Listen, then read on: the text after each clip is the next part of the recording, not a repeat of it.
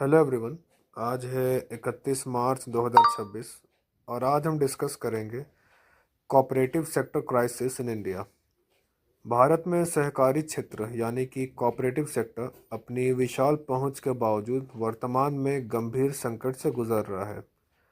भारत में लगभग 8.48 लाख सहकारी समितियां हैं, लेकिन उनकी कार्य क्षमता पर गहरा प्रश्न चिन्ह लगा हुआ है। केवल 3.49 लाख यानी कि लगभग 41% समितियां लाभ में हैं। 2.11 लाख लगभग 25% समितियां घाटे में चल रही है।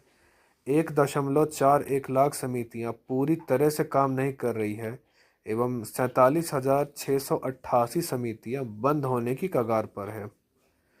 विशेषज्ञों और सरकारी रिपोर्टों के अनुसार इस संकट में के पीछे कई संरचनात्मक और प्रशासनिक कारण हैं। पहला है, सरकारी समितियों में अक्सर स्थानीय राजनीति का बोलबाला होता है। प्रबंधन बोर्डों पर राजनीतिक हस्तियों का कब्जा होता है, जिससे निर्णय प्रक्रिया व्यावसायिक होने के बजाय राजनीतिक हो जाती है।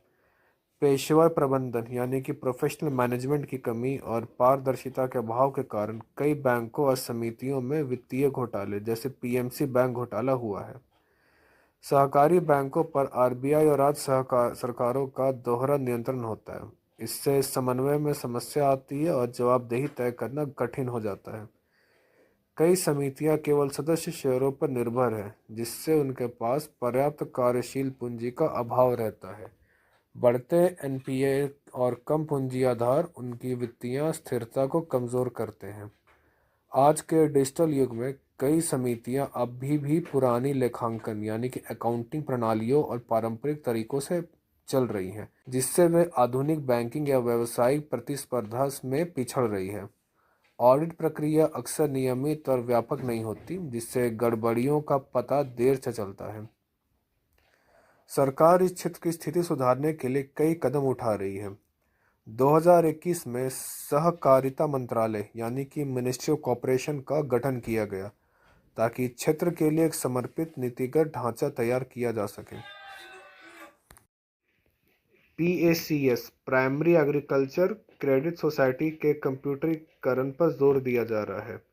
राष्ट्रीय सहकारी नीति 2025 और पीएम किसान समृद्धि केंद्रों के माध्यम से समितियों को मल्टीपर्पज यानी कि बहुउद्देशीय बनाने का प्रयास किया जा रहा है। अप्रैल 2026 से कार्यात्मक सहकारी समितियों का त्वरित सर्वेक्षण आरएसएफसी शुरू किया जा रहा है, ताकि सही डेटा के आधार पर नीतियां बनाई जा सके। बजट